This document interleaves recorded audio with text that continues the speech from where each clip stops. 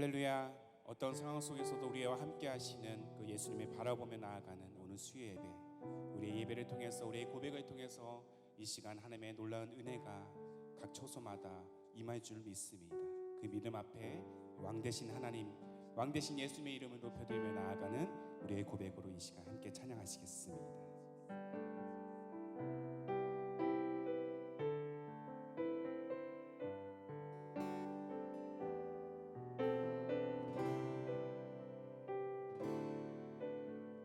고백할까요? 예수 우리 왕이여, 예수 우리 왕이여, 이곳에 오소서. 보좌로 주여 임하사 찬양을 받아 주소서. 주님을 찬양하오니, 주님을 찬양하오니, 주님을 경배하오니,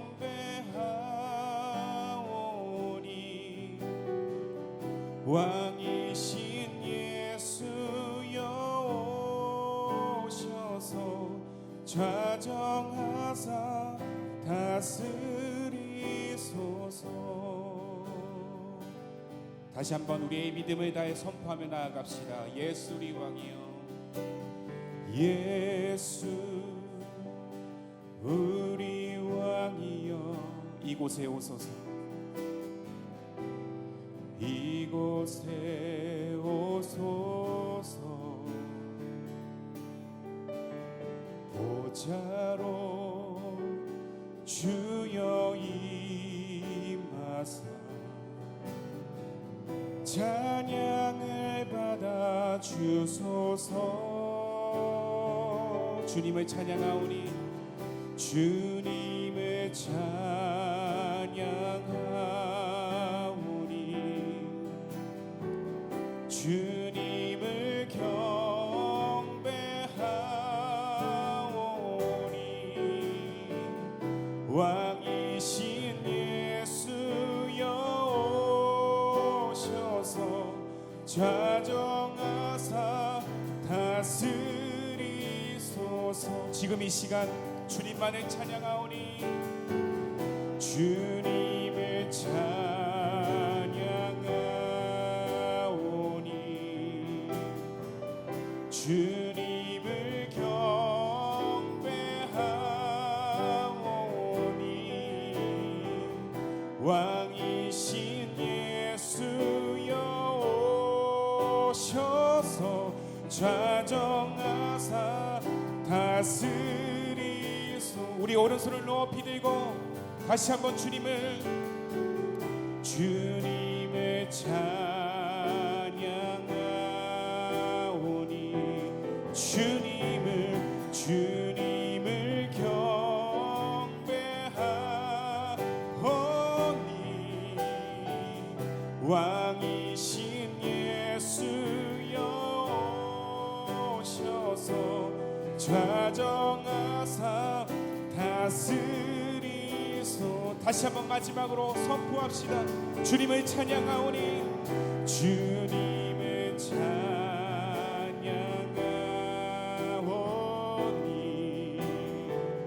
주님을 경배하오니, 왕이신 예수여 오셔서 좌정하사 다스리소서.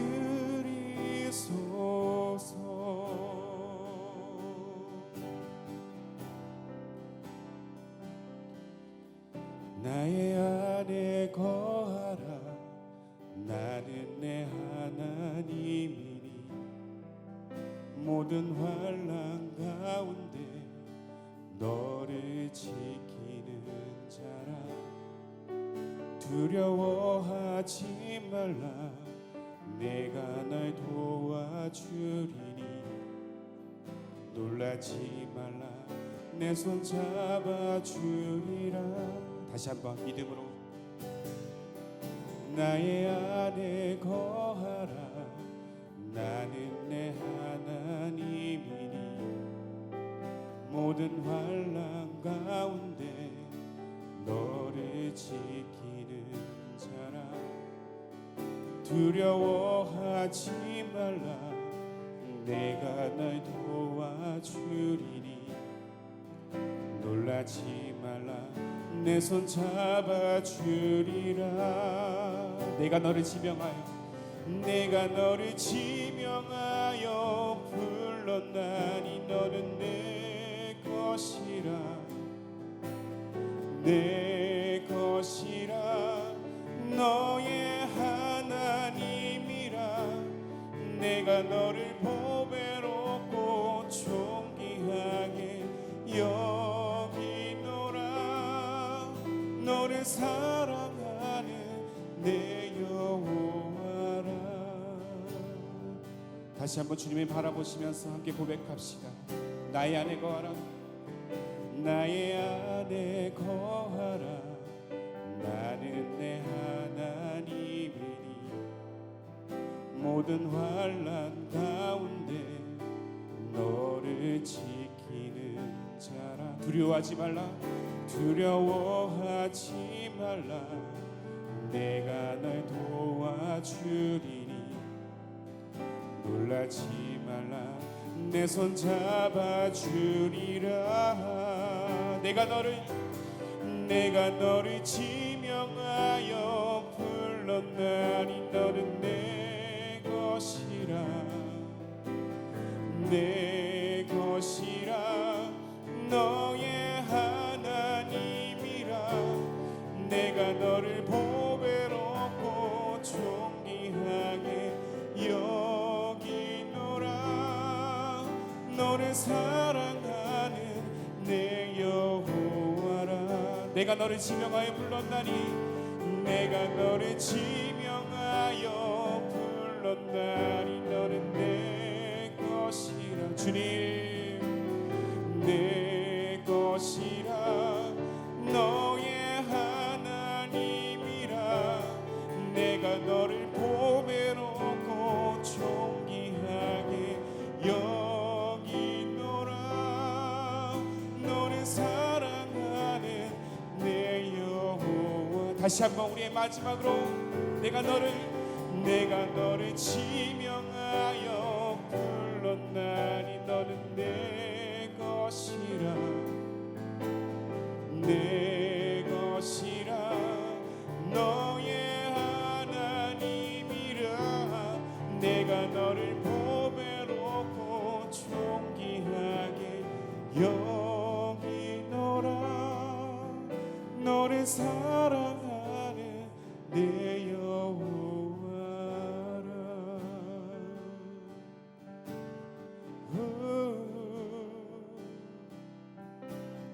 예 주님.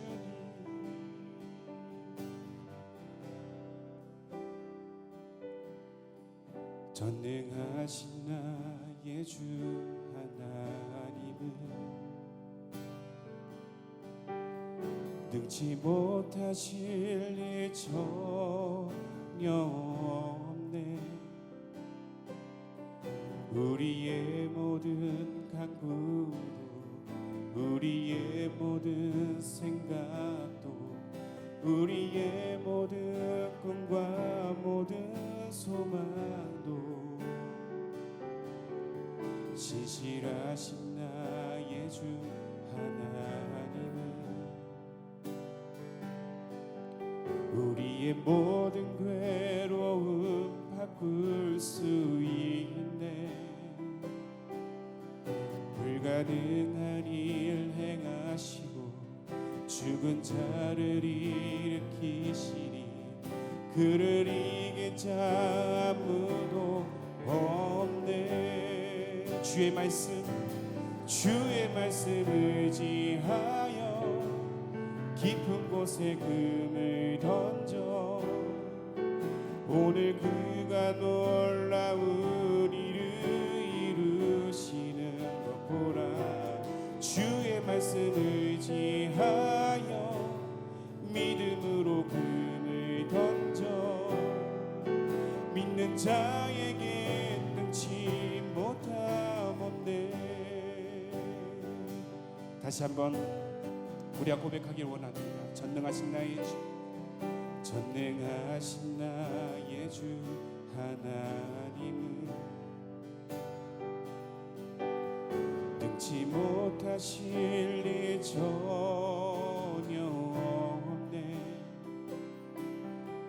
우리의 모든 간구도 우리의 모든 생각도 우리의 모든 꿈과 모든 소망도 신실하신 나의 주, 신실하신 나의 주 하나님은 우리의 모든 괴로움 우리의 모든 괴로움 바꿀 수 있네. 불가능한 일 행하시고 죽은 자를 일으키시니 그를 이길 자 아무도 없네. 주의 말씀 의지하여 깊은 곳에 금을 던져 오늘 그가 놀라운 일을 이루시는 것 보라. 주의 말씀 의지하여 믿음으로 금을 던져 믿는 자에게 능치 못함 없네. 우리 두 손을 높이 들고 주의 말씀 의지하여 깊은 곳에 금을 던져 오늘 그가 놀라운 일을 이루시는 것 보라.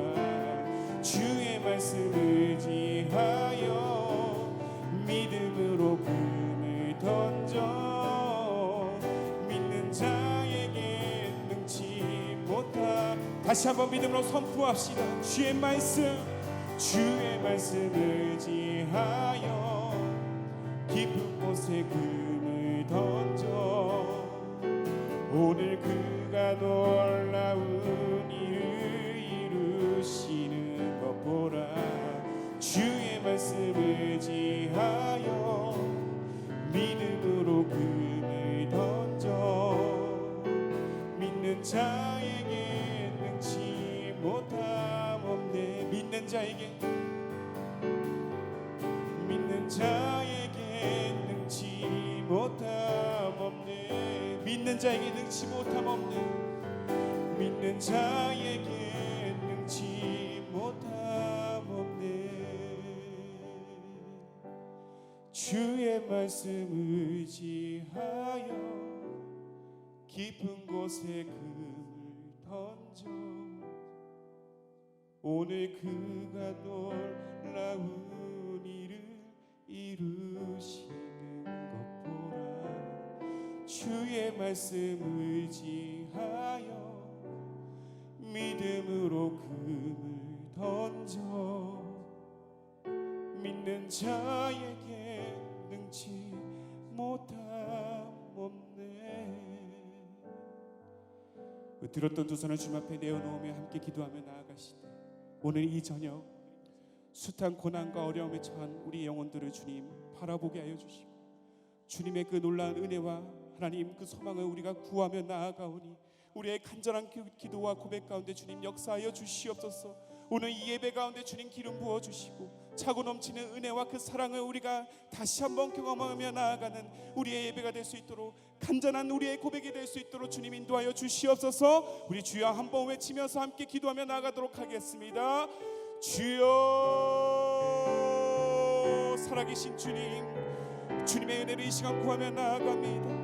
아버지의 그 사랑 앞에 이 시간 나아가며 이 시간 아버지 고백하며 나아가오니 주님 인도하여 주시고 주님의 그 크신 은혜와 풍성한 사랑을 그 은혜를 이 시간 사모하며 나아가는 우리의 심령이 될 수 있도록 주님 우리를 붙들어 주시고 함께하여 주시옵소서. 아버지 이 시간 우리가 무엇을 소망하겠습니까? 우리가 무엇을 구하겠습니까? 오직 하나님 유일한 소망이 되신 하나님이 당신만을 구하며 나아가오니 우리의 고백 가운데 인도하여 주시고, 주님 우리의 하나님 간절한 우리의 기도 가운데 응답하여 주셔서 아버지의 이 시간 은혜와 그 사랑을 경험하며 다시금 확인하며 나아가는 우리의 발걸음이 될 수 있도록, 우리의 예배가 될 수 있도록 주님 인도하여 주시옵소서. 주님 이 시간 믿음으로 선포하며 나아갑니다. 아버지여 인도하여 주시고, 아버지여 이 시간 함께하여 주시고, 성령의 기름 부으심이 넘치는 그러한 예배가 될 수 있도록 주님 인도하여 주시옵소서.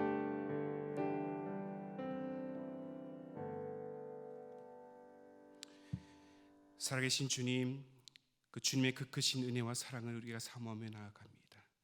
때로는 어렵고 절망 가운데 처해 있는 사랑하는 우리 성도님들의 모습을 봅니다. 하나님, 그럼에도 불구하고 우리가 구할 것은 오직 하나님의 능력인 줄 믿습니다.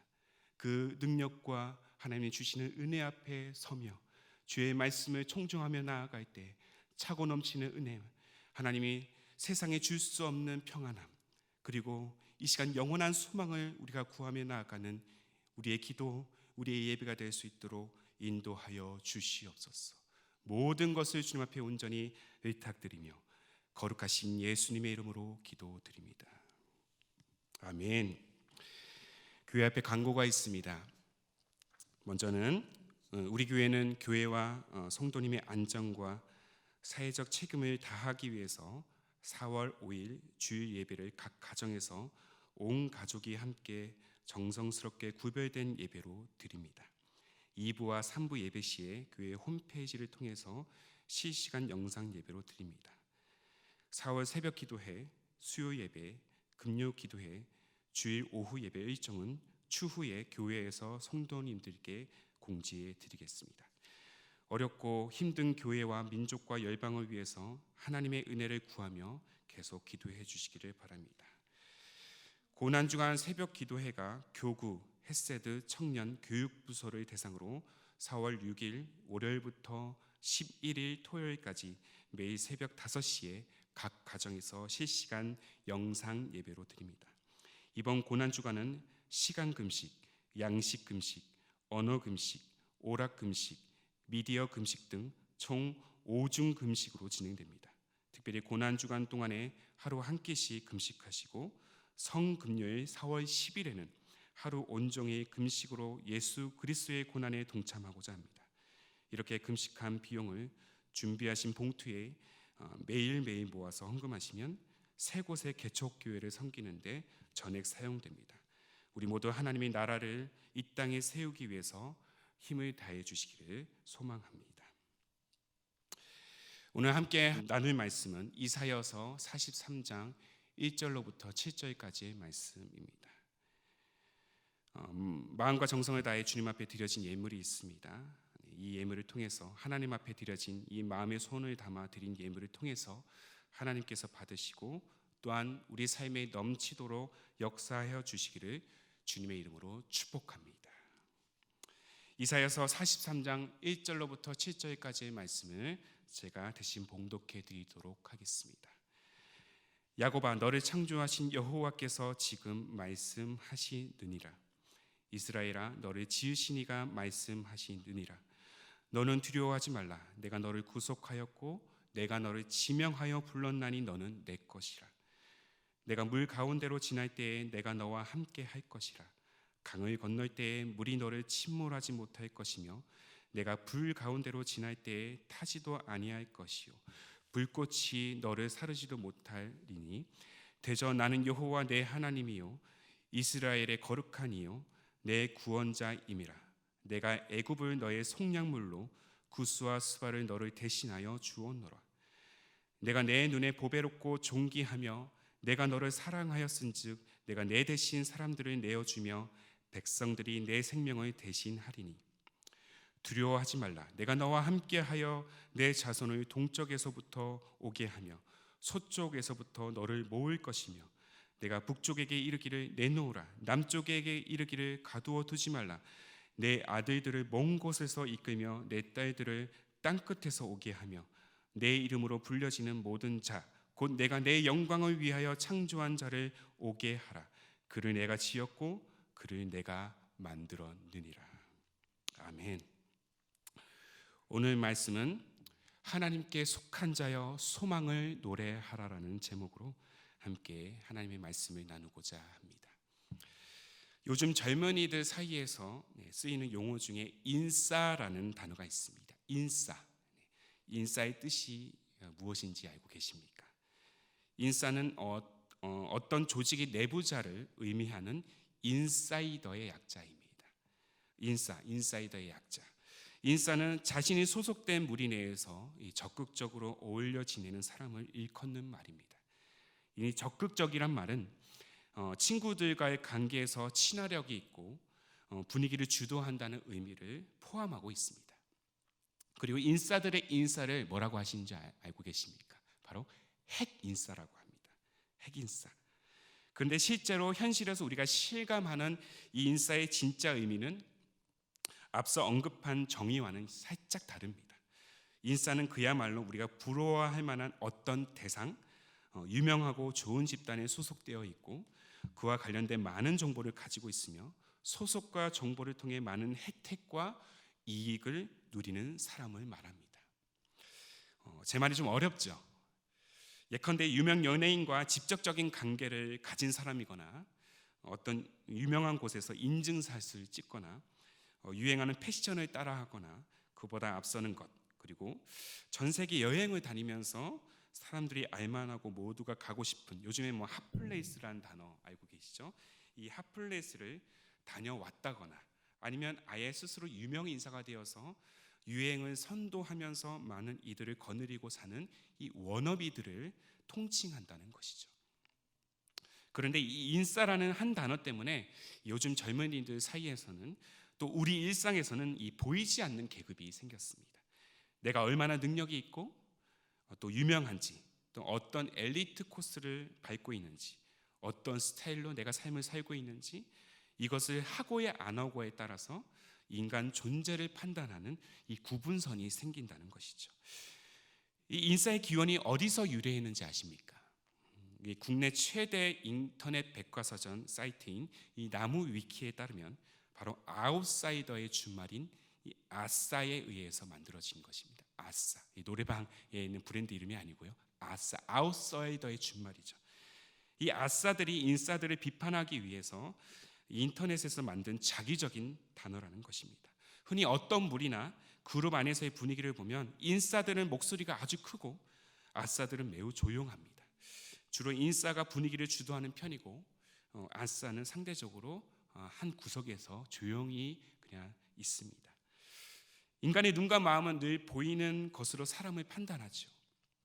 보이는 모습, 보이는 스펙, 보이는 인기에 집중하게 되어 있습니다. 그래서 이 땅의 수많은 사람들이 인싸를 따르고자 하는 반면에 상대적으로 평범하고 존재감이 없는 아싸들은 외면받거나 오히려 자기보다 낮은 사람으로 치부하거나 하대하려고 합니다. 사실 어느 곳으로 가든 인싸와 아싸가 존재합니다.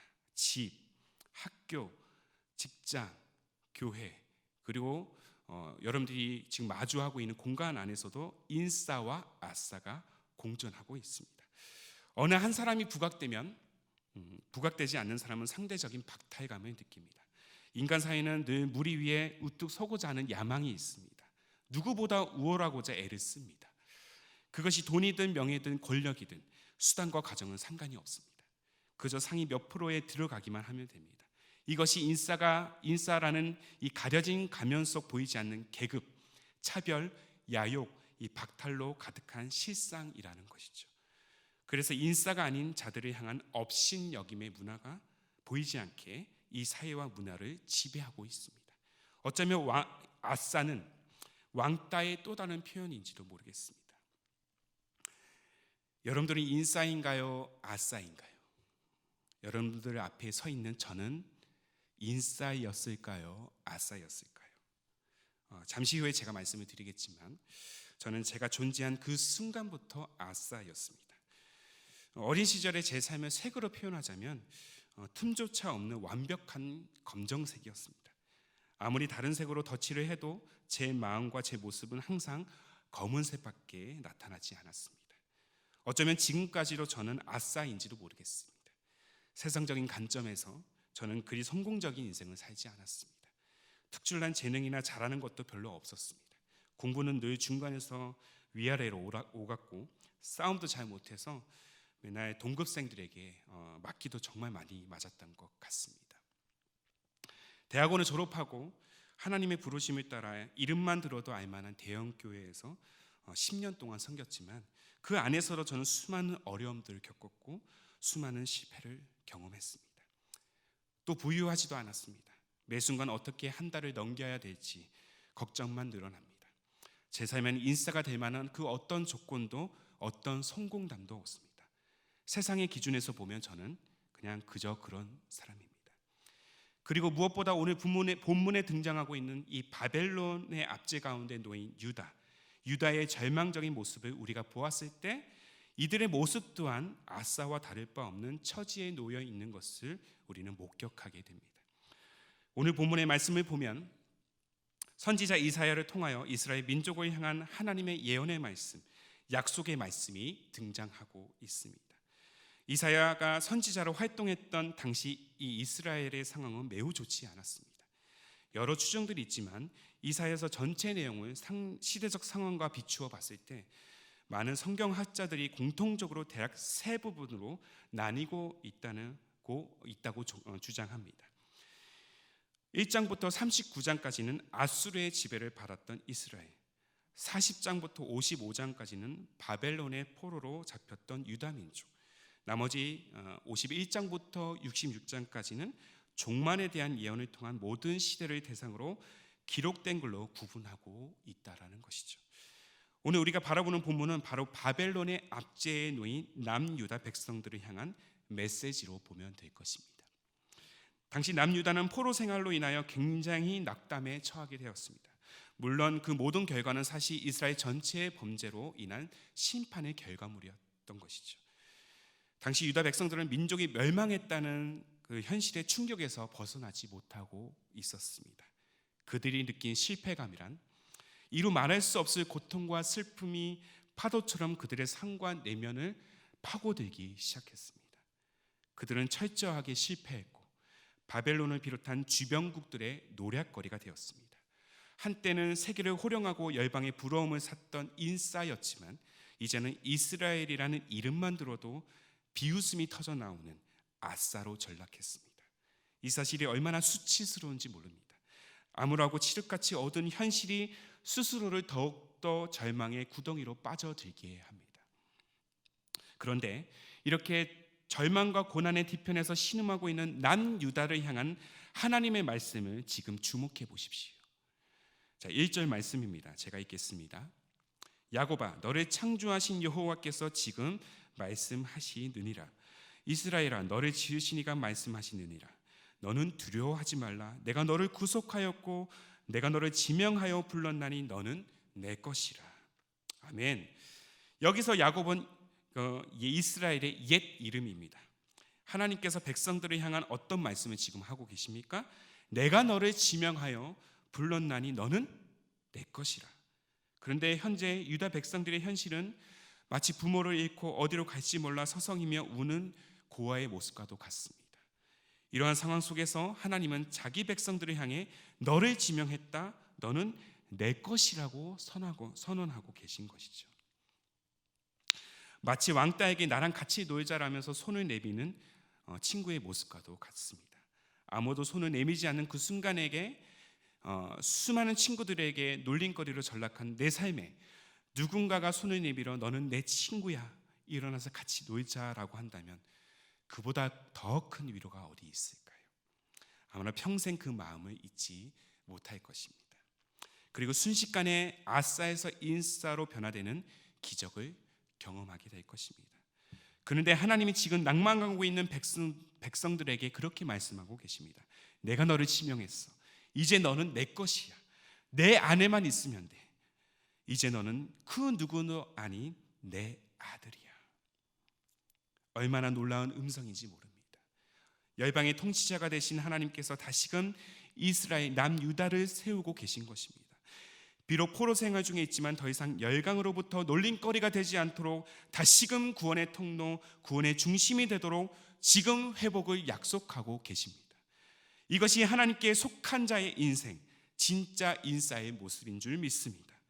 비록 세상이 인정하거나 부러워하는 인싸는 아니지라도 감히 세상과는 비교할 수 없는, 세상이 도저히 감당할 수 없는 하나님의 은혜가 오늘 유다 백성들을 넘어 우리에게 지금 부어지고 있다면 그보다 더 좋은 축복, 인싸는 없을 것입니다. 하나님이 나를 지명하셔서 구원을 약속하시고 세상이 알 수 없는 자신의 놀라운 사랑과 은혜를 경험하도록 인도하시는 하나님의 그 섭리, 이 소망을 다름 아닌 우리 모두가 누려야 되지 않겠습니까? 옆에 분에게 이렇게 고백합시다. 하나님께 속한 자여 소망을 노래합시다. 그렇습니다. 우리 모두는 세상의 인싸가 아닌 영혼을 보증하는 하나님의 인싸, 하나님께 속한 인생이 되어야 할 것입니다. 하지만 중요한 것은 어떻게 하나님께 속한 자가 다시 소망을 노래하며 일어설 수 있는지, 오늘 주어진 말씀을 통해 그 근거를 우리는 찾아야 될 것입니다. 우리 존재가 하나님의 인싸라는 사실을 알았다면 어떻게 하면 하나님께 속한 자로서의 정체성을 확고히 다질 수 있는지 알아야 된다는 것이죠. 그 해답이 바로 오늘 본문에 있습니다. 그렇다면 오늘 이사야 선지자를 통해서 하나님의 인싸, 하나님의 속한 자로서 우리가 알아야 할 믿음의 레슨이 있다면 그것은 과연 무엇일까요? 첫 번째로 우리 정체성이 하나님의 사람이라는 사실을 알아야 합니다. 우리 정체성이 하나님의 사람이라는 사실을 알아야 한다는 것입니다. 본문 3절의 말씀입니다. 제가 읽겠습니다. 대저 나는 여호와 내 하나님이여 이스라엘의 거룩한 이여 내 구원자임이라. 내가 애굽을 너의 속량물로 구스와 스바를 너를 대신하여 주었노라. 하나님은 백성들의 정체성을 지금 확고히 다지고 계십니다. 이스라엘, 나는 너희의 하나님이다. 계속되는 강대국의 압제에 쓰러져가는 민족의 현실 때문에 어쩌면 백성들은 이 존재 자체에 대한 부정과 불안함이 팽배했을 것입니다. 과거로부터 지금까지 거듭되는 고통의 순간이 여전히 백성들의 삶에 무거운 짐이 되고 있다는 것이죠. 거듭되는 죄 또한 이스라엘 백성들을 힘겹게 하고 있습니다. 바벨론의 포로는 결국 끊임없이 반복되는 죄악에 대한 결과물입니다. 이에 대한 지울 수 없는 죄책감, 자책이 안 그래도 힘겨운 그네들의 삶을 더욱 짓누르고 메고 있는 고통과 좌절과 슬픔의 짐을 더 무겁게 하고 있습니다. 인간은 본질상 진노의 자녀였고 모든 죄의 결과는 사망이라는 현실을 우리는 잊어서는 안 될 것입니다. 존 버니언의 철로 역정을 보면 주인공 크리스천이 천성을 향해 나아가는 여정이 나옵니다. 철로 역정 초반에 크리스천은 구원으로 인도하는 좁은 문, 이 좁은 문을 통과하고 얼마 지나지 않아 십자가 언덕이라는 곳에 다다릅니다.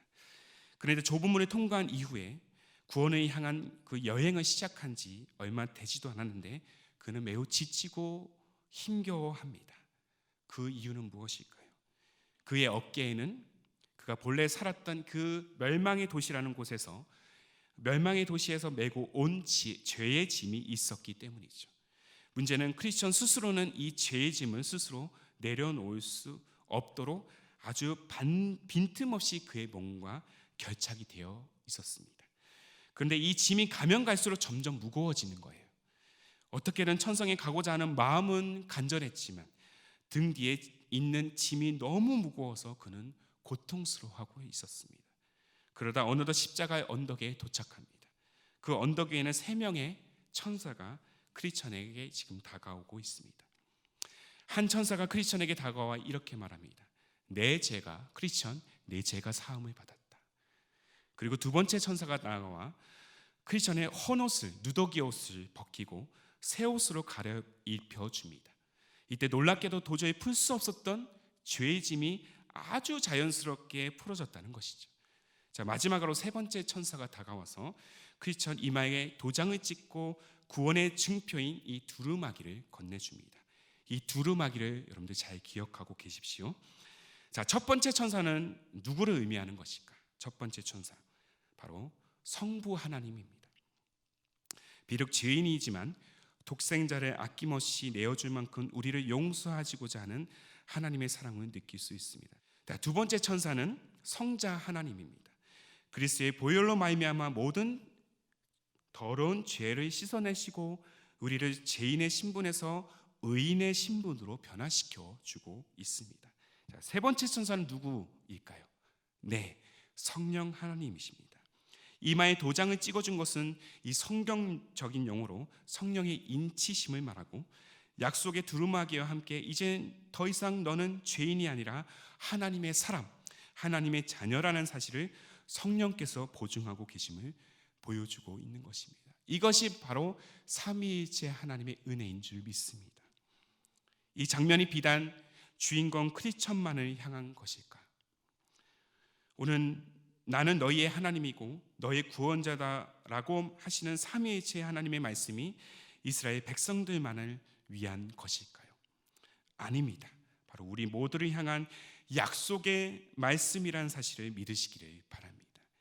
지난날 한없는 사랑으로 우리를 용서하셨고 지금껏 우리를 사랑하시며 앞으로도 그 사랑을 확증하고 계시는 하나님, 이 하나님만이 다른 누구도 아닌 나의 하나님이라는 사실, 이 진리를 확신하는 자만이 하나님께 속한 자가 되어 소망을 노래할 수 있는 것입니다. 오늘 하나님께 우리의 죄를 고백을 하고 예수 그리스도께 우리 자신을 내어드리고 있으십니까? 내가 지금 용서의 은혜, 용서받았다는 사실을 확신한다면 우리는 더 이상 하나님의 밖이 아닌 하나님 안에 거하는 하나님의 인싸인 줄 믿습니다. 그렇기에 우리의 정체성, 우리가 하나님의 사람이라는 그 사실, 하나님의 자녀라는 확신이 결코 흔들려서는 안 될 것입니다. 이 확신을 가지고, 이 소망을 가지고 앉은 자리에서 다시금 일어나 주께서 약속하신 구원의 길로 나아가는 우리 모든 동강의 백성들이 되시기를 주님의 이름으로 축복합니다. 사랑하는 동강교회 성도 여러분, 여러분은 여전히 틀림없는 하나님의 사람입니다. 한 걸음 더 나아가 오늘 이사야 선지자를 통해서 하나님의 인싸, 하나님의 속한 자의 삶으로서 우리가 알아야 할 믿음의 레슨, 두 번째 레슨이 있다면 과연 무엇일까요? 두 번째입니다. 우리 존재가 보배롭고 존귀하게 창조되었음을 알아야 합니다. 우리 존재가 보배롭고 존귀하게 창조되었음을 알아야 된다는 것이죠. 다 같이 본문 4절의 말씀을 읽도록 하겠습니다. 내가 내 눈에 보배롭고 존귀하며 내가 너를 사랑하였은즉 내가 내 대신 사람들을 내어주며 백성들이 내 생명을 대신하리니. 아멘. 진주를 알고 계시죠? 진주. 이 진주는 조개 껍질 안에 생기는 딱딱한 덩어리를 말합니다. 이 모래알 같은 작은 이물들이 껍질 안에 스며들어서 진주질에 에워싸여서 생긴 것이 바로 진주입니다. 그 모양이 매우 우아하고 아름다운 빛깔을 내서 목걸이나 이 귀걸이 같은 장신구에 많이 쓰이기도 하지요. 진주는 곧 아름다움을 상징합니다. 이 진주의 진자가 바로 이 보배진을 쓰고 있는데요, 이 진주가 보배로운 이유는 수많은 모래알 가운데 가장 아름답게 빛나고 있기 때문입니다. 하나님은 삶과 일상 자체가 모래알같이 산산이 흩어지고 부서진 이스라엘 백성들을 향해 보배롭고 존귀하다라고 말씀하고 계십니다. 현실은 보배로운 진주와는 거리가 먼 인생을 살고 있음에도 불구하고 하나님은 백성들을, 또 우리들을 향해서 보배롭고 존귀한 존재로 여기고 계신다는 것이죠. 하나님께서 그 누구보다 우리 자신을 가장 아름답게 창조하셨다는 사실, 이 사실을 여러분들은 믿고 계십니까? 공교롭게도 제 이름의 끝자가 보배진을 쓰고 있습니다. 아직까지도 제 이름을 모르시는 분들이 계시는 분들을 위해서 제 이름은 구본진입니다. 구본진 중에 끝자, 이 진자, 보배진자를 쓰고 있습니다. 그러나 저는 이름과 전혀 다른 모습으로 이 땅에 태어났습니다. 우선 저는 부모님의 원함과 그에게 의해 태어난 존재가 아닙니다. 어느 순간 제가 태어났다는 사실을 알고부터 이 부모님이 결혼을 하고 가정을 꾸렸습니다. 이 분명한 사실은 누구나 생각하는 어떤 정상적인 가정의 출발은 아니었다라는 것이죠.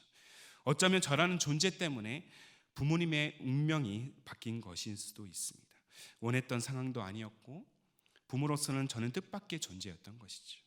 저는 출산 예정일보다 훨씬 일찍 태어나서 3개월 이상 인큐베이터에 갇혀 생사를 다투면서 살아났습니다. 병원에서 태어난 이후에 당시 부모님이 대학생 신분이었기 때문에 저는 원주에 계신, 강원도 원주에 계신 이 친할머니가 계신 대신해서 저를 4살까지 돌봐주셨습니다.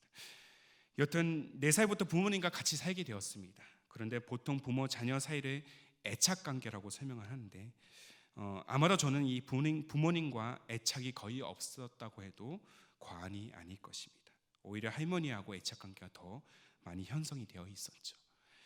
그러다 보니 그동안 보이지 않았던 그릇된 마음들이 그때부터 서서히 드러나기 시작합니다. 여러 원인들이 있었겠지만 저는 부모로부터 많은 사랑을 받지 못했습니다. 특히 어머니로부터는 사랑은 고사하고 매일같이 폭언과 폭력에 시달려야 했습니다. 심한 말로는 학대라고까지 표현해도 무방할 정도였죠.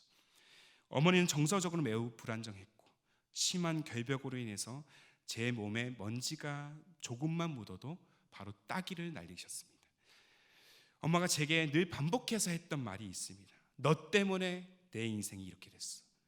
너가 내 인생을 망쳤어.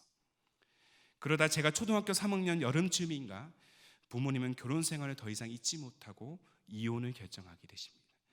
그때 제 밑에 동생도 있었었는데 저에 대한 양육권은 아버지가, 또 동생은 어머니가 갖도록 합의를 했기 때문에 그야말로 가정은 두동강이 났습니다. 이후에 저는 다시 원주로 올라와서 결혼할 때까지 할머니 밑에서 자라게 됩니다. 30년이 지났지만 저는 부모님이 이혼한 그날을 잊을 수가 없습니다. 잊으려고 해도 잊혀지가 않더라고요, 쉽게. 한편으로는 어머니가 너무 싫고 또 무서웠기 때문에 오히려 이혼이 잘 됐다는 생각이 들었습니다. 하지만 반면에 가정이 무너진 것에 대한 씻을 수 없는 상처가 아직도 제 안에 자리하고 있다는 것을 부인할 수가 없습니다. 부모의 잘못도 있겠지만 부모가 저를 원해서 낳은 것이 아니기 때문에 제가 두 분의 인생을 망쳤고 저 때문에 가정이 붕괴된 것 같은 그 죄책감, 내가 미워서 엄마가 그렇게 나를 못 살게 굴었나. 어린 나이였지만 별의별 생각을 다 했던 것 같습니다. 저는 제 인생을 살아갈 자신이 없었습니다. 누구도 저를 환영해 주지 않았다고 느꼈기 때문이죠. 학교에서도 왕따를 많이 당했습니다. 학교에서도 친구들한테 많이 맞았어요. 여러 가지 이유들이 있었겠지만 분명한 사실은 제 존재에 대한 기쁨이나 그 어떤 확신도 없었다는 것입니다. 그래서 저는 방금 전 찬양으로 고백했지만 나의 안에 거하라는 찬양을 별로 좋아하지 않습니다. 보배롭고 존귀하게 여긴다는 그 하나님의 말씀이 이해가 되지 않았기 때문이죠. 그러던 어느 날 하나님께 제 이름을 이렇게 풀어서 말씀하신 것을 느꼈습니다. 너는 보배로운 존재다.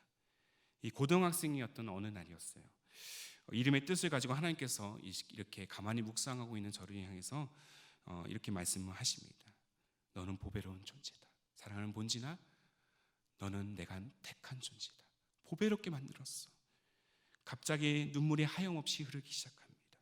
저는 예수님을 만나고서도 제 자존감이 매일 매순간 바닥을 치고 있었기 때문에 이 음성을 들었을 때 엄청난 충격과 함께 그동안 북받쳤던 감정이 마구 터져 나오기 시작했습니다. 비록 부모는 나를 원하지 않았을지라도 하나님께서 택정하여 나를 창조하셨다는 사실, 이 사실이 제게는 얼마나 기적 같은 소식인지 모릅니다. 이 기적이 지금의 저를 있게 만들었습니다. 그렇다고 그 이후에 제 삶이 성공가들을 달리고 큰 업적을 이루었던 것은 아닙니다. 오히려 실패의 삶이 많았습니다. 그러나 제가 확신하는 것은 하나님이 보시기에 저의 존재는 모래 속의 진주보다 더 보배롭고 존귀한 가치를 지닌 자라는 사실입니다. 사랑하는 성도 여러분, 어쩌면 여러분들은 지나온 제 인생보다 더 극심한 고통에 처한, 지금도 고난의 뒤편에서 흐르는 눈물을 닦으며 신음하고 계신지 모르겠습니다. 그러나 그러한 우리가 알고 확신해야 할 중요한 한 가지 사실이 있다면, 나는 틀림없는 하나님의 자녀이고 나는 하나님의 사랑 안에서 빚어진 이 세상 그 어떤 것보다 보배롭고 존귀한 존재라는 사실을 우리는 믿어야 할 것입니다. 만약 옆에 누군가가 함께하고 계시다면 지그시 한번 바라보시면서 이렇게 한번 격려해 보실까요? 당신은 틀림없이 보배롭고 존귀한 사람입니다.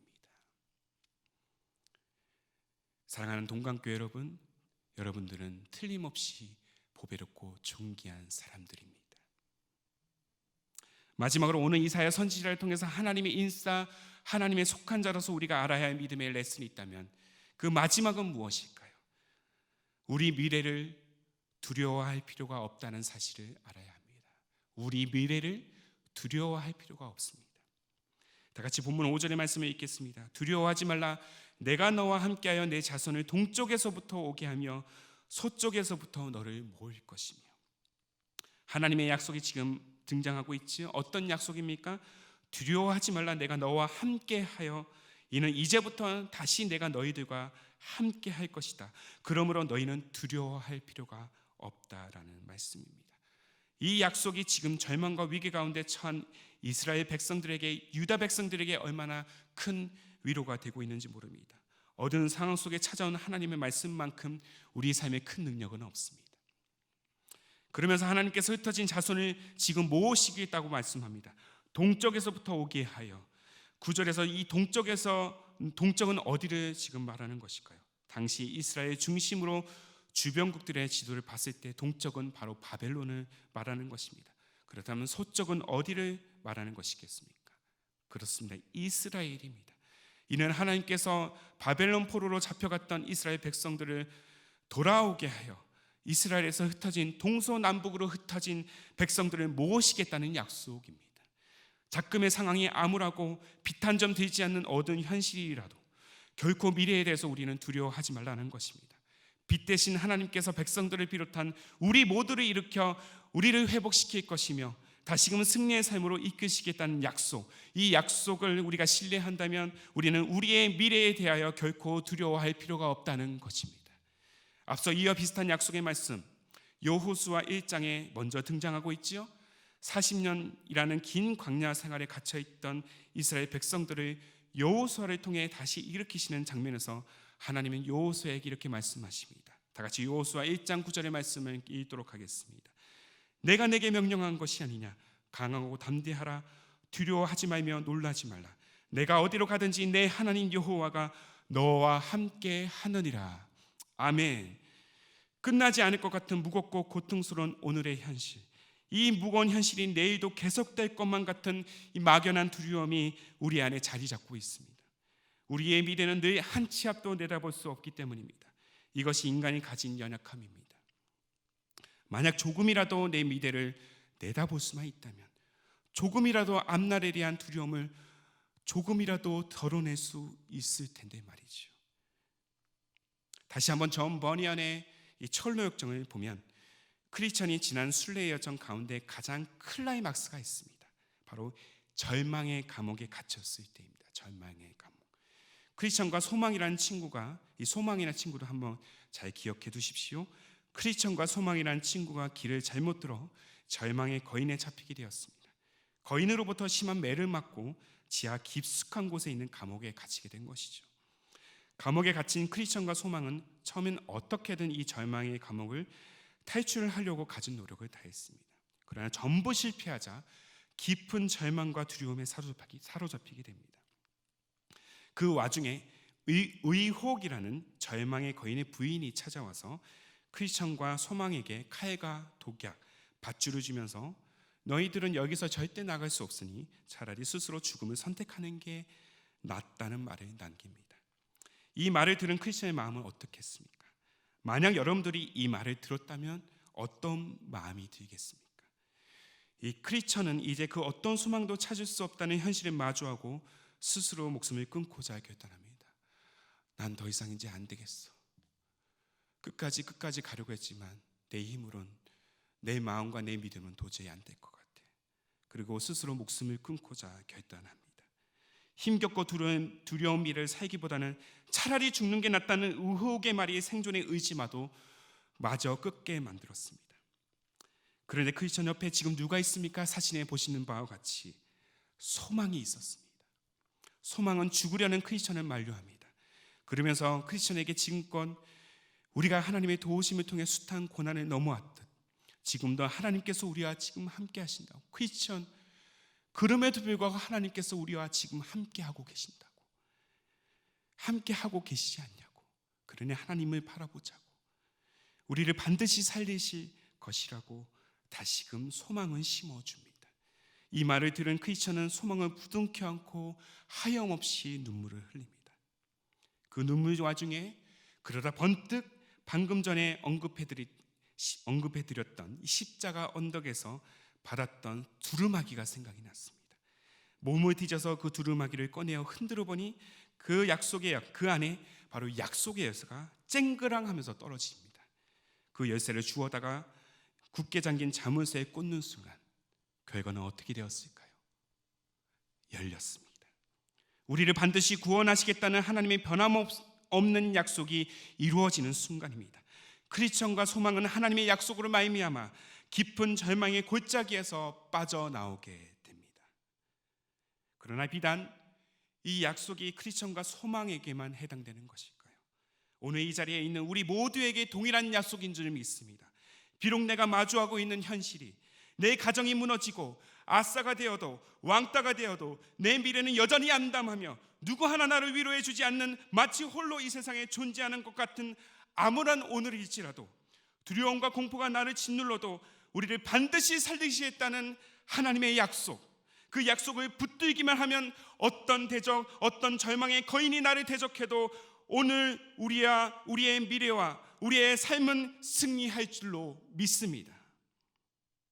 바울 사도가 박해 가운데 로마 성도를 향해 이렇게 고백한 구절, 우리 이 구절을 함께 고백하기를 원합니다. 로마서 8장 31절의 말씀입니다. 함께 읽어볼까요? 그런즉 이 일에 대하여 우리가 무슨 말 하리요? 만일 하나님이 우리를 위하시면 누가 우리를 대적하리요? 따라해 봅시다. 하나님이 우리를 위하시면 누가 우리를 대적하리요? 아멘. 저는 어린 시절부터 두려움이 굉장히 많았습니다. 사실 지금도 그렇습니다. 앞길이 예측되지 않으면 여전히 벼랑 끝에 서 있는 공포와 두려움이 몰려옵니다. 하지만 저는 확신합니다. 내가 하나님 안에 거하기를 늘 원하고 하나님께 속한 자가 된다면 하나님은 저와 여러분을 결코 포기하지 않으실 것입니다. 그러므로 여러분의 인생이 하나님께 속한 자가 되어 주께서 주신 소망을 노래하기를 주저하지 마십시오. 세상이 말하는 핵인싸의 삶에 주목하거나 부러워할 필요가 없습니다. 진정한 우리가 바라야 할 유일한 분, 우리의 진정한 핵인싸, 우리 하나님만 바라보는 인생이 구원의 인생, 생명의 인생, 더 나아가 승리의 인생이 될 줄로 믿습니다. 우리가 하나님의 인사이더, 하나님의 인싸가 되기 위해 기억해야 될 3가지.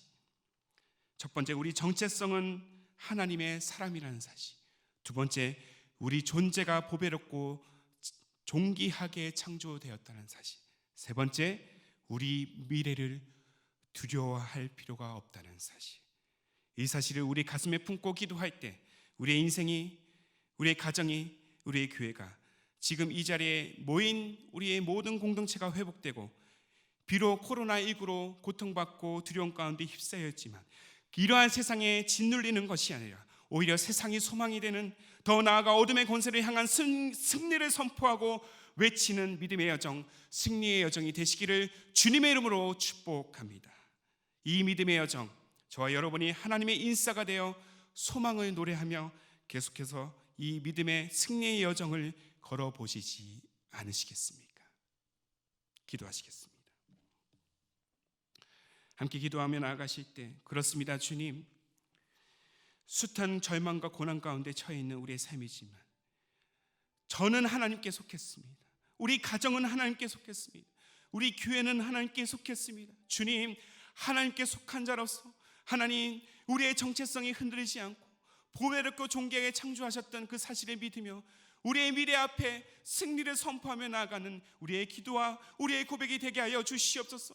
우리의 교회를 기억하여 주시고 사랑하는 우리 담임 목사님을 기억하여 주시고 하나님, 원로 목사님은 모든 상황 가운데 주께서 역사하여 주시고 하나님, 우리의 기도와 우리의 하나님 모든 기도의 제목에 응답된 역사가 우리의 말씀을 통해서, 우리의 고백을 통해서 일어날 수 있도록 주님이 인도하여 주시옵소서. 우리 주님을 바라보시면서 주여 한번 외치면서 함께 통성으로 기도하며 나아가도록 하겠습니다.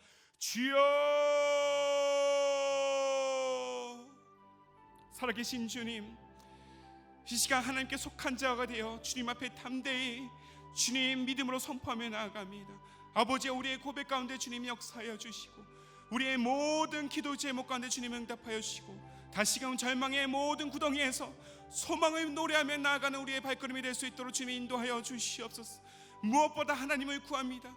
무엇보다 하나님 우리에게 주시는 그 소망을 붙잡고 나아갑니다. 변함없는 믿음으로, 틀림없는 믿음으로 이 시간 주 앞에 고백하여 나아가오니 주님, 우리의 기도에 응답하여 주시고 우리의 가정에 소망을 얻게 하여 주시고 우리의 교회가 흔들리지 않고 소망을 붙들고 나아가는 귀한 믿음의 공동체가 될 수 있도록 주님 인도하여 주시옵소서.